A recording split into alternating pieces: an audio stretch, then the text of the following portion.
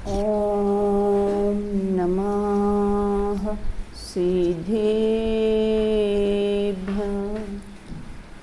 मोक्षमार्गस्य नेतारं भेतारं कर्मभूभृतां ज्ञातारं विश्वतत्त्वानां वन्दे तद्गुणलब्धये वन्दे तद्गुणलब्धये तत्त्वार्थसूत्रकर्तारं गद्यपृष्ठोपलक्षितं वन्दे गणेन्द्रसञ्जात मुमास्वामी मुनीश्वरम् मुमास्वामी मुनीश्वरम्।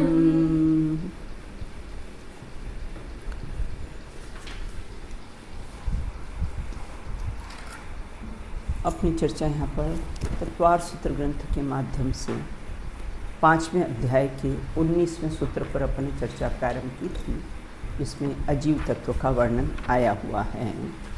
19वां सूत्र है अपना।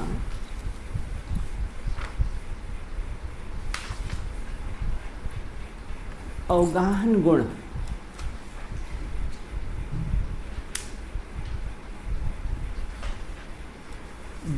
धर्म द्रव्य का उपकार क्या है? धर्म द्रव्य का उपकार क्या है? हाँ, निष्ठी बताइए। गमन करने वाले जीव और पुद्गलों को गमन कराने में धर्म द्रव्य का उपकार है। हाँ, उपकार करते यहाँ पर क्या लिया है? निमित्त लिया है। हाँ, अधर्म द्रव्य का उपकार क्या है? हाँ, बताओ। गतिपूर्वक स्वयमेव ठहरने वाले जीव और पुद्गलों को ठहरने में निमित्त होना अधर्म द्रव्य का उपकार है। बहुत बढ़िया।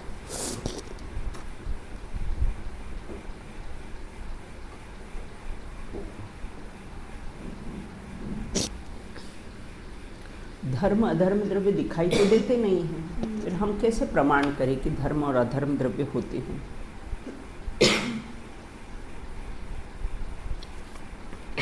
दसवां क्वेश्चन, धर्म अधर्म द्रव्य के अस्तित्व का ज्ञान कैसे होगा? बताइए अदिति। धर्म अधर्म द्रव्य अमूर्तिक होने से दिखाई नहीं देता, किंतु सम्यक ज्ञानी छद्मस्तक अनुमान प्रमाण से उनका निश्चय कर सकता है। ये बराबर है, ग्रीन लाइट है इसमें।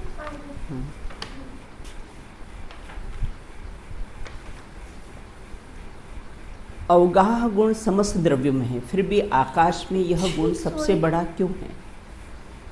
अवगाह गुण समस्त द्रव्यों में है, फिर भी आकाश में यह गुण सबसे बड़ा क्यों माना जाता है?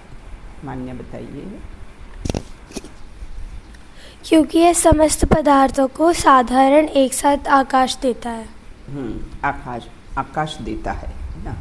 आकाश में अवकाश देता है बेटा, है ना। वो आकाश जो लिखा है ना, समस्त पदार्थों को साधारण एक साथ आकाश देता नहीं, मतलब अवकाश देता है, मतलब कैसा है, ठहरने के लिए निमित्त होता है। अब यहाँ ये कहते हैं पुद्गल द्रव्य का, देखो हमने धर्म अधर्म द्रव्य का उपकार तो देख लिया कि उनका उपकार क्या है। अब कहते हैं पुद्गल द्रव्य का क्या उपकार है? पुद्गल द्रव्य तो अजीव है, उसका उपकार क्या है? हाँ बताओ बेटा प्रियांशी। शरीर, वचन, मन और साचोसास पुद्गल द्रव्य का उपकार है। इनकी रचना पुद्गल से होती है।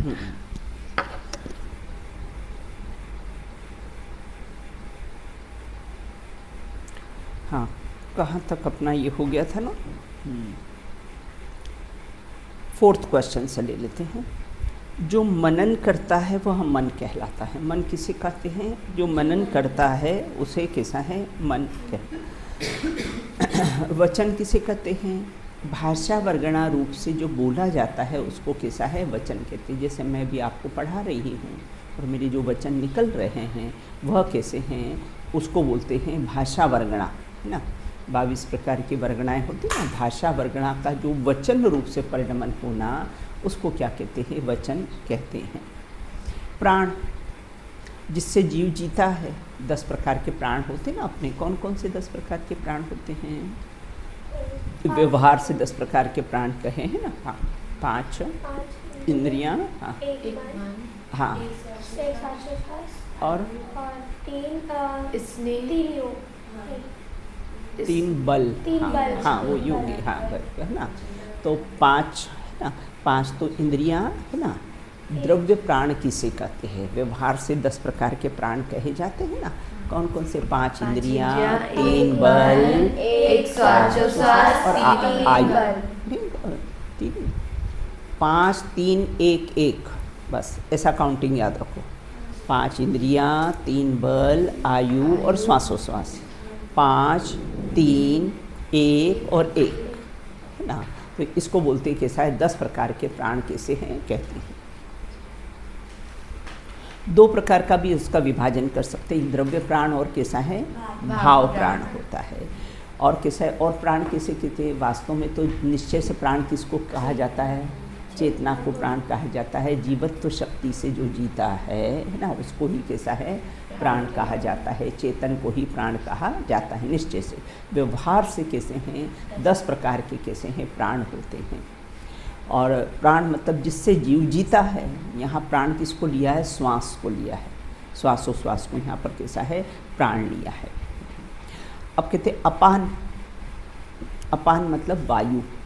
अपान किसको बोलते हैं? वायु। जैसे हम भोजन करते हैं ना, उसके बाद हमारे मुख से डकार आती है, वायु निकलती है, नीचे से गैस भी पास होती, डकार आती, नीचे के अंगों से भी गैस वगैरह पास होती ना, उसको क्या बोलते हैं? अपान। अपान मतलब वायु। तो आत्मा जिस भीतरी बाहर, आत्मा जिस भीतरी वायु को बाहर करता है उस वायु को क्या कहते हैं? अपान कहते हैं। यह निश्वास का लक्षण है। श्वास का कैसा है, लक्षण होता है। प्राण और अपान को ही प्राणापान कहते हैं। दोनों का अगर हम इकट्ठा होता है प्राण और अपान, तो प्राणापान। तो प्राण और अपान को ही कैसा है, प्राण कहते हैं। पुद्गल किसे कहते हैं? पुद्गल की डेफिनेशन तो आप लोग को मालूम ही है, बताइए। पुर्यन्ति गलयन्ति इति पुद्गला। अर्थ भी बता दीजिए। जो पुरंगलन स्वभाव वाला है उसे पुद्गल कहते हैं। हाँ, तो भाव भाषण क्या हुआ, समझे क्या आप इससे? कि जो पहले मिलता है हाँ, फिर बिछड़ता है, उसे पुद्गल कहते हैं। बहुत बढ़िया, बिल्कुल, है ना। पुद्गल, पुद मतलब कैसा है, मिलना, गल मतलब बिछोड़ना। तो पुर्यन्ति गलयन्ति इति पुद्गला। वचन कितने प्रकार के होते हैं? वचन 2 प्रकार के होते हैं, भाव वचन और द्रव्य वचन। तो द्रव्य वचन किसको कहते हैं? ये जो मैं बोल रही हूँ ना, जो शब्द रूप परिणमित हो रहा है भाषा वर्गणा, उसको तो क्या कहते हैं? द्रव्य वचन कहते हैं। और बोलने का भाव, बोलने का भाव, तो वो क्या हुआ? भाव वचन है। जैसे हम भक्ति में, हमको लगता है आज हमें भक्ति करनी है, तो भक्ति करने का भाव वो कैसा है? भाव वचन है। और फिर हमने मुख से भक्ति बोल दी, तो वो क्या हुआ? द्रव्य भक्ति हुई, द्रव्य वचन हुआ। अब भाव वचन किसे कहते हैं?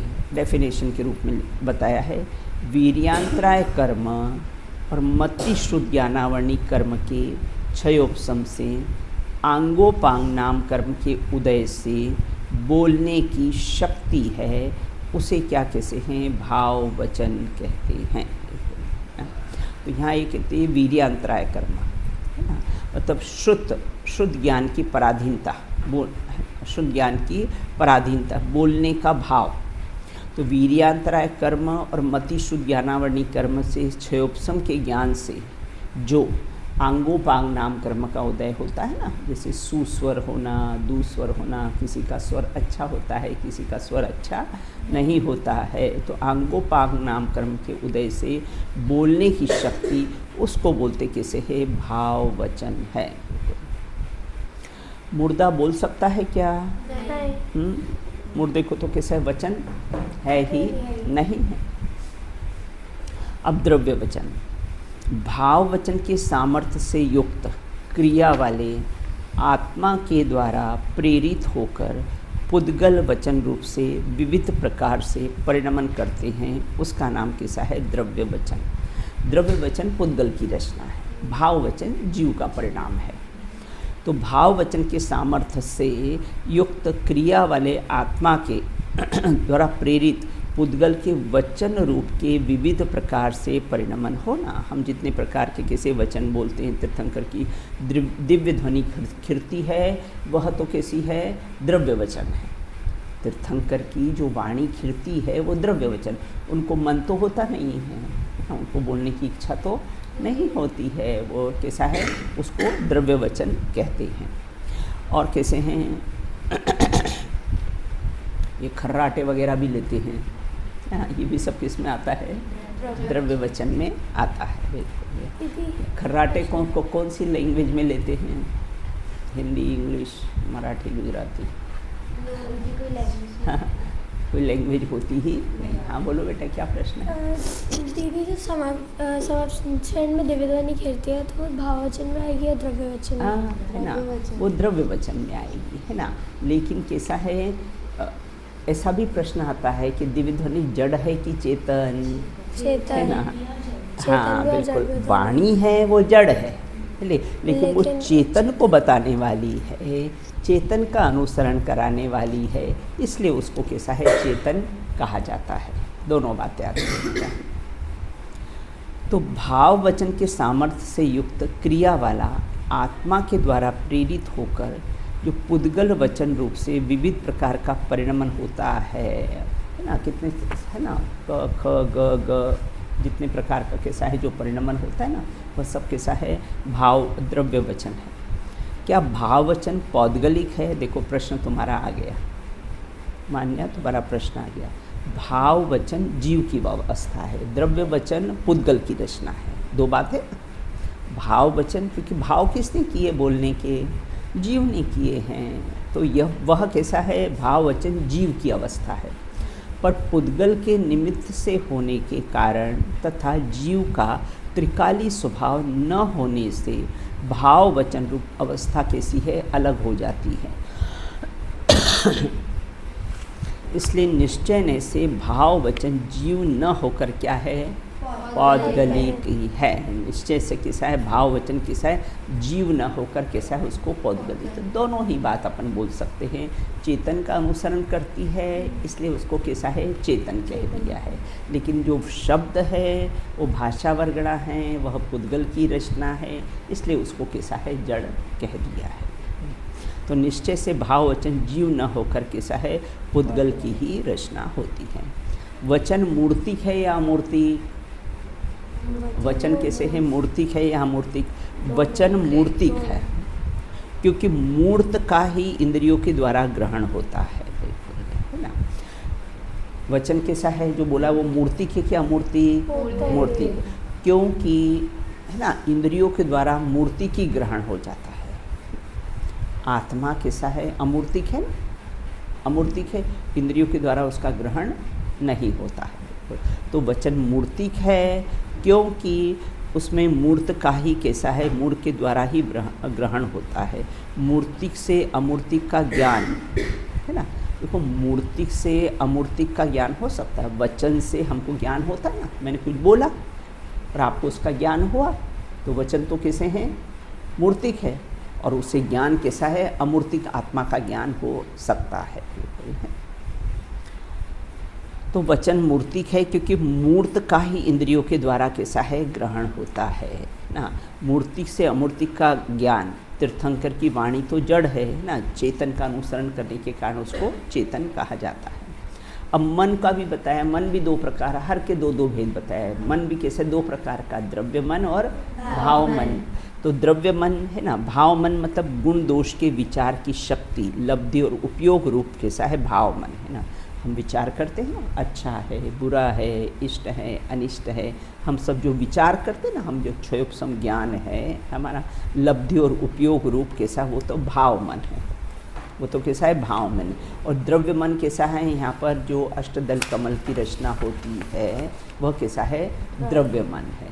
तो एक बार मैं कोटा गई थी प्रवचन करने के लिए अष्टानिका में, तो वहाँ पर मिष्टी प्रश्न पूछा मुझसे कि आप कहते हो यहाँ द्रव्य मन की रचना होती है, लेकिन जब बाईपास सर्जरी करते हैं तो वो द्रव्य मन तो दिखाई नहीं देता है। ओपन हार्ट सर्जरी करते हैं ना, यहाँ हार्ट की सर्जरी करते हो, ओपन हार्ट सर्जरी करते हैं तो उसमें तो कैसा है, वो द्रव्य मन यहाँ आकार दिखाई, आप बोलते हो ना यहाँ पर आकार है तो आकार दिखाई देना चाहिए, तो बोले दिखाई तो नहीं देता है।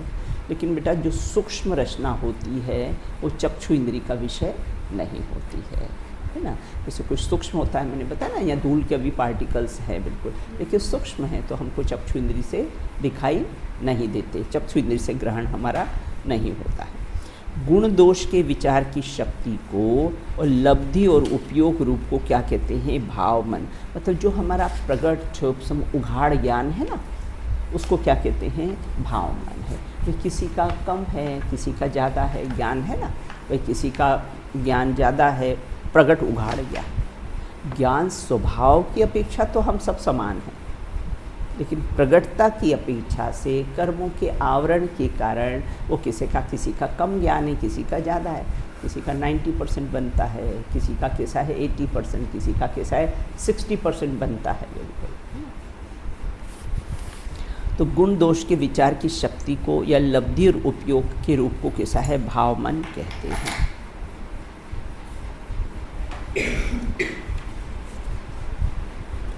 द्रव्य मन किसे कहते हैं, अब द्रव्य मन किसे कहते हैं, ज्ञानावरण वीर्यांतराय कर्म के क्षयोपशम से, आंगोपांग नाम कर्म के उदय से, हृदय स्थान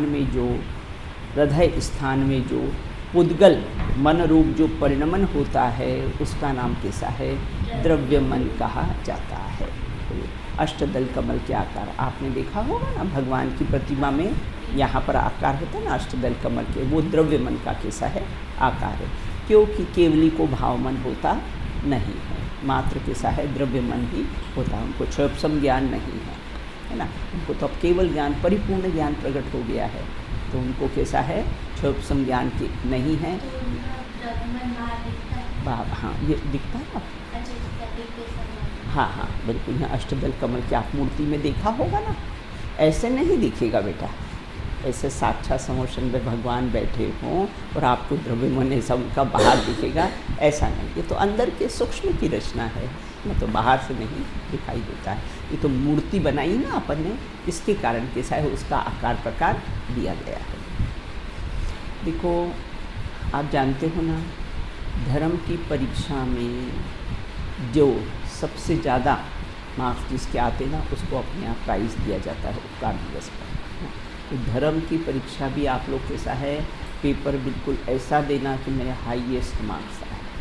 अभी से थोड़ा थोड़ा पढ़ते रहो, जितना पढ़ा है ना थोड़ा थोड़ा याद करते रहो, तो फिर कैसा है, अपने को प्रॉब्लम नहीं आएगी लास्ट में पेपर देते समय। मन, प्राण और अपान मूर्त है या अमूर्त है ना, तो मन है, प्राण है, अपान मतलब वायु है ना, वो कैसे मूर्त है, क्योंकि दूसरे मूर्त पदार्थ के द्वारा इसका प्रतिघात किया जाता है ना। द्रव्य प्राण के द्वारा कैसा है, इसका हनन हो जाता है ना। तो मूर्त है या अमूर्त है ना, क्यों, हाँ ये मूर्त है, क्योंकि दूसरे मूर्त पदार्थ के द्वारा इसका प्रतिघात देखा जाता है। द्रव्य प्राण के द्वारा कैसा है, इसका हनन देखा जाता है। मन, प्राण और अपान मूर्त है, यह कैसे पता चला, मन मूर्त है। हाँ आयुषी उपयोग इधर लगाओ, जिसने क्लास में ध्यान से पढ़ लिया ना, तो उसका 50% है ना, आयुषी अदिति। तो मन, प्राण और अपान और मूर्त है, ये कैसे पता चला, भय उत्पादक बिजली आदि के द्वारा मन का प्रतिघात होता है ना। मन है, हमने कैसे जाना, ये बिल्कुल बोले अभी यहाँ पर बम ब्लास्ट हो, आवाज़ आए तो हम एकदम डर जाएंगे, हम कैसे एकदम से कैसे हैं, चौंक जाएंगे ना। तो यहाँ ये कहते हैं कि इस प्रकार से भय उत्पादक आदि के तो मन है बेटा, है ना, टेबल को तो कुछ फ़र्क नहीं पड़ेगा है ना, टेबल को कुछ फ़र्क पड़ने वाला है? अभी यहाँ पर ज़ोर से आवाज़ आए तो टेबल को फ़र्क पड़ेगा? टेबल को फ़र्क नहीं पड़ेगा। किसको फ़र्क पड़ेगा? मन को ही फ़र्क पड़ेगा। तो भय उत्पादक बिजली आदि के द्वारा मन का प्रतिघात होता है। हथेली के द्वारा, वस्त्र आदि के द्वारा मुख को कैसा है ढक लेने से प्राण और अपान का प्रतिघात होता है। बहुत से लोग अगर किसी का गला दबा रहा हो ना तो हाथ से कैसा है गला दबा देते हैं तो प्राण उसके निकल जाते हैं। वस्त्र के द्वारा मुख बांध देते हैं, उससे भी कैसे है प्राण निकल जाते हैं। तो इससे प्राण का और कैसा अपान मतलब कैसे वायु का कैसा है प्रतिघात, मतलब उसका कैसा है घात हो जाता है ना। मुख दबा दिया, गला दबा दिया उससे, तो इससे सिद्ध होता है कि ये सब कैसे हैं मूर्त हैं। कौन है ना, ये भय उत्पादक बिजली के द्वारा जो प्राण है ना, हथेली के द्वारा, वस्त्र के द्वारा मुख आदि को ढक लेने से प्राण और वायु का प्रतिघात होता है। इससे सिद्ध होता है कि कैसे हैं मन है, प्राण है, वायु हैं, ये सब कैसे हैं मूर्त हैं। अब शरीर कितने प्रकार के होते हैं? 5 प्रकार के तो आपको सब मालूम ही है ना। औदारिक शरीर किसका होता है? औदारिक शरीर किसका होता है? और किसका होता है? हाँ, बहुत बड़ा मनुष्य और तिरंज का कैसा है औदारिक शरीर। वैक्रियक शरीर किसका होता है? नारकियों का है। और तीसरा शरीर कौन सा है? आहारक शरीर, चारण है। और तेजस और कार्माण शरीर भी ये सभी जीवों में कैसा है पाया जाता है, बिल्कुल ना। इसे 5 प्रकार के कैसे शरीर हैं। आत्मा के अस्तित्व की सिद्धि किससे होती है? प्राण है ना भाई। आत्मा, अभी ये शरीर में आत्मा है, ये हमने कैसे जाना? हाँ है ना, प्राण से जाना है ना, और कैसे वायु से जाना है ना। या यहाँ हाथ नाड़ी में हाथ रख के अगर डेथ डिक्लेयर करना हो ना तो डॉक्टर क्या करते हैं, आँख को खुली करके उसमें टॉर्च का लाइट डालते हैं है ना, कि कुछ रिएक्शन तो नहीं हो रहा है, फिर जान लेते हैं कि अब इनकी कैसी होगी, डेथ हो गई है। बिल्कुल। तो प्राण से कि प्राण है या नहीं, या श्वास से है ना, श्वास चल रही है या नहीं, इससे जान लेते हैं कि कैसा है कि यह व्यक्ति की कैसी डेथ हो गई है, ये कैसा है जीवित है या मृत है ना। तो किससे जानते हैं? श्वास से जानते हैं। तो हाँ,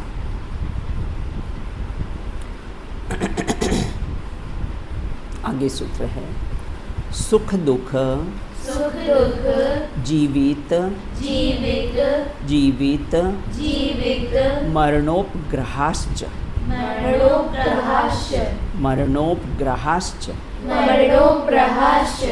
सुख दुख जीवित मरणोपग्रहाश्च। अब यहाँ कहते देखो, संसारी जीवों के पुद्गल के कर्म नौ कर्म का ग्रहण करता है ना। संसारी जीव कैसा करता है? प्रति समय कर्मों का और 9 कर्मों का कैसा है ग्रहण करता है। इस बताने के लिए कैसा है ये सूत्र का कैसा है जन्म हुआ है। चलो पढ़ो आप लोग एक बार। हाँ, पहले सामूहिक पढ़िए आप लोग। एक बार फिर से पढ़िए।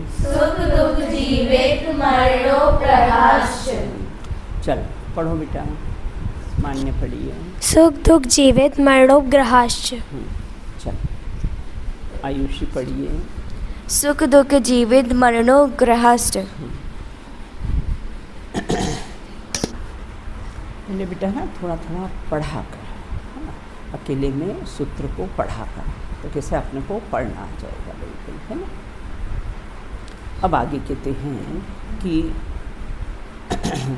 सुख दुख। अब बोले ये भी पुद्गलों का उपकार है। बोले और पुद्गलों का क्या उपकार है?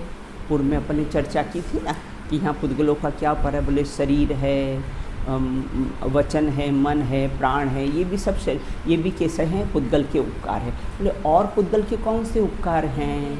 हाँ, तो बोले सुख दुख जीवित मरणोपग्रहाश्च, अर्थात कैसे मरण।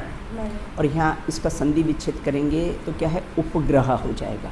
उपग्रह मतलब कैसा है उपकार। मरण भी कैसा है उपकार है। बहुत शरीर की वेदना हो ना तो क्या होता है डेथ हो जाती ना, तो ये भी एक प्रकार का कैसा है उपकार माना जाता है।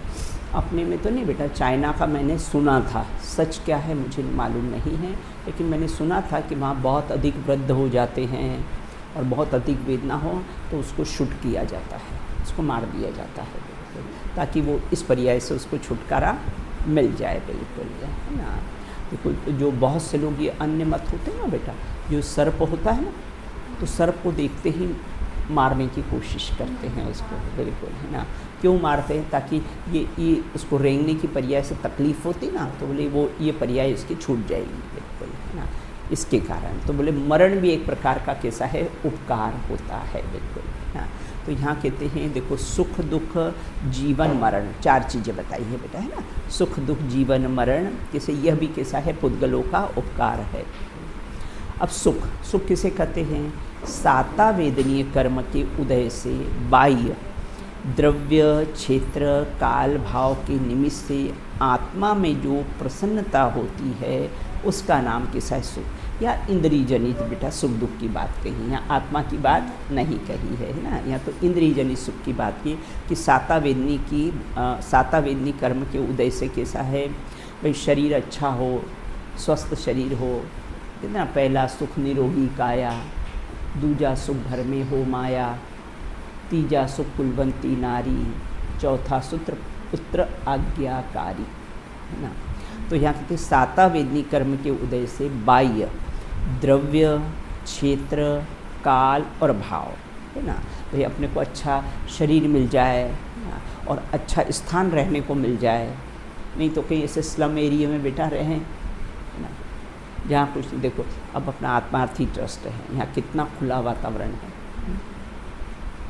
ऐसा वातावरण आपको आपके घरों में भी नहीं मिलेगा, इतना खुला, इतना ओपन वातावरण, है ना।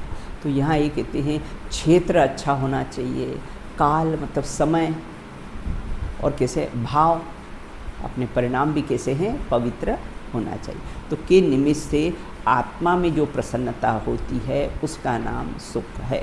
मतलब बाह्य जो हमको सामग्री हमारे अनुकूल हो जाए तो हमको कैसा लगता है, हम सुखी। आज बहुत अच्छी वैरायटी भोजन बना है तो हम क्या मान लेते हैं, हम अपने आप को कैसा है, सुखी मान लेते हैं। अब दुख किसे कहते हैं? असाता वेदनी के उदय से जो संक्लेश रूप भाव होता है वह कैसा है, दुख कहलाता है। असाता वेदनी कर्म के उदय से, है ना, और संक्लेश परिणाम होता है, हमारे अनुकूल सामग्री बाहर नहीं मिले, है ना, अच्छा क्षेत्र नहीं मिले, शरीर अच्छा निरोगी नहीं मिले, है ना, हमारे परिणाम भी कैसे संक्लेश रूप रहे, तो वो समझो कैसा है, असाता वेदनी कर्म का उदय है। एक बात समझ लेना बेटा, है ना, बाह्य सामग्री कोई सुख दुख का कारण नहीं है ना, बाह्य सामग्री कोई सुख दुख का कारण नहीं है, वो तो हम कैसा सोचते हैं ना, ये हम पे कैसा है, डिपेंड करता है। अब कहते हैं जीवन आयुष कर्म के उदय से एक भाव की स्थित जीव में श्वासोश्वास का जारी रहना वो जीवन है ना। ये मनुष्य पर्याय हमको मिली ना, किसी की 70 साल, किसी की 80 साल, जिसकी भी जितनी हो, तो वो हमारा कैसा है, जीवन कहलाता है ना।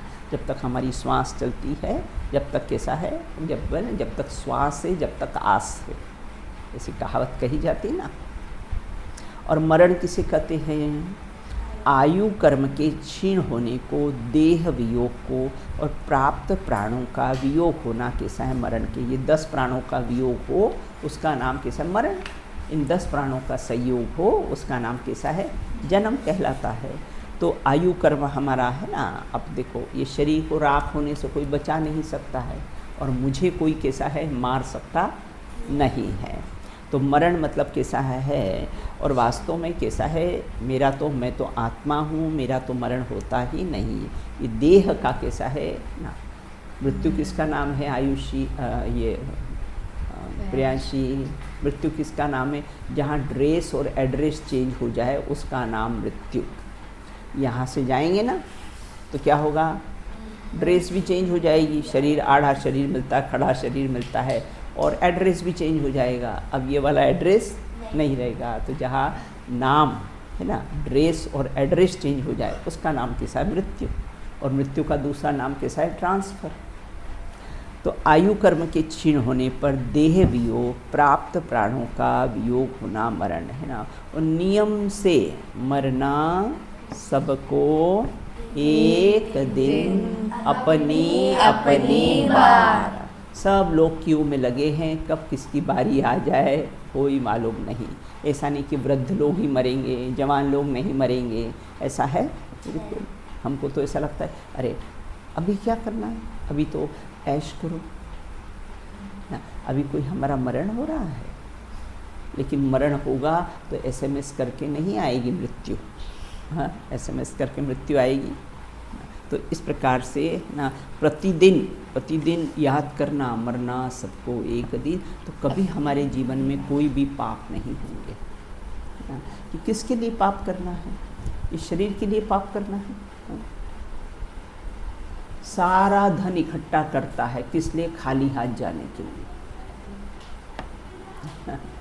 सारा पाप करता है किस लिए, खाली हाथ जाने के लिए।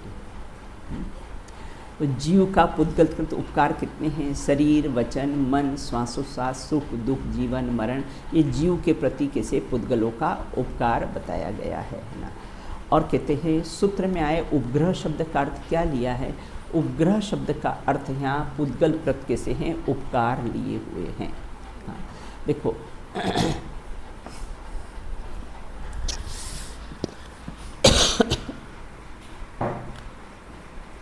अंजना सती ने दिया था ना, जिनवाणी की सेवा करना, मुनिराजों को आहार देना ना, ये अपने हाथ से कैसा है, अपने हाथ से ये पुद्गल का उपकार है ना। हाथ से हम प्रतिमा का प्रक्षाल करते हैं तो ये भी कैसा है, उपकार है।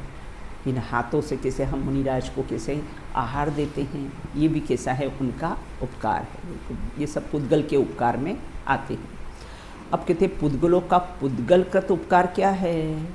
पुद्गल परस्पर में एक दूसरे का उपकार करते हैं, जैसे राख का बर्तन का, साबुन भी पुद्गल और कपड़े भी पुद्गल। तो साबुन लगाने से मैल हट जाता है, ये कैसा है, पुद्गल का पुद्गल से उपकार होता है। पर हम नहीं करते हैं बेटा, इस हाथ से हम दर्द हो रहा है तो इस हाथ से हम इस हाथ को ऐसा दबाते हैं, है ना। तो ये भी क्या हुआ, पुद्गल का पुद्गल से उपकार हुआ। ये तो पुद्गलों का भी पुद्गल से कैसा है, उपकार होता है। फिटकरी से पानी साफ करते हैं, ये भी सब पुद्गलों का पुद्गल से उपकार होता है। देखो चोट आने पे हम ट्यूब लगाते हैं, वो भी पुद्गल का पुद्गल से उपकार हुआ बिल्कुल। और इन हाथों से कैसा है, भगवान की प्रतिमा का प्रक्षाल करते हैं, पूजन करते हैं, ये भी पुद्गल का पुद्गल से, एक थाली से दूसरी थाली में डालते हैं, ये भी सब पुद्गल का पुद्गल से उपकार हुआ। उपकार शब्द का अर्थ यहाँ पर भलाई नहीं, अपितु किसी कार्य में निमित्त होना, कार्य में सहायक होना, उसका नाम कैसा है, यहाँ उपकार कहा जाता है। देखो हम भोजन करते ना, तो जठर अग्नि उसको पचाती है, तो ये भी सब पुद्गल का पुद्गल से उपकार हुआ बिल्कुल। तो इस प्रकार पुद्गल से भी पुद्गल का उपकार होता है। अब अपन किसी जो शेष अपना है ना सूत्र है, उसकी शेष चर्चा अपन कैसी है बाद में करेंगे। चलिए पढ़ लीजिए आप सूत्र 19। शरीर प्राण मना प्राणापाना पुद्गलानां सुख दुख जीवत मरणो प्रकाश। चलो वो लिखा आप लोगों ने, तुम लोग प्रमाद बहुत पुष्ट करते हो। चलो आयुषी, शाम की क्लास में वो बोलना है अपने को। आज शाम को क्लास कितनी है, 4:15 बजे से लगेगी आज अपनी क्लास, है ना। तो आप लोग को लेकर आना है ना, और वो आपको बोलना है सब लोग को। चलिए अब बोलो, अब देखो मुनिराजों को बोलो। देखो मुनिराजों पर भी कैसे कैसे उपसर्ग हुए, धन्य धन्य वे साधु सासी, आराधन से नहीं चढ़े, उनको निज आदर्श बनाओ, उनमें समता भाव धरो, व्याघ्र न हो, क्षुब्ध न हो, चिदानंद रस सहज पियो, चिदानंद रस सहज पियो। बोलिए अनंतानंत सिद्ध परमेष्टि भगवंतों की जय हो, नित्य बोधि द्वाशांगमयी जिनवाणी माता की जय हो, मन में विचरण करने वाले समस्त वीतरागी संतों की जय हो, आचार्य गृद्धपिक्ष उमा स्वामी प्रणीत श्री तत्वासूची महान ग्रंथ की जय हो, महावीर अंतिम शासनायक महावीर भगवान की जय हो, हस्तक्षण महापर्व की जय हो, सोलह कारण महापर्व की जय हो, उत्तम संयम धर्म की जय हो, हिंसा परमो जैन धर्म की जय हो। एक साथ बोलिए जय जिनेंद्र जय जिनेंद्र।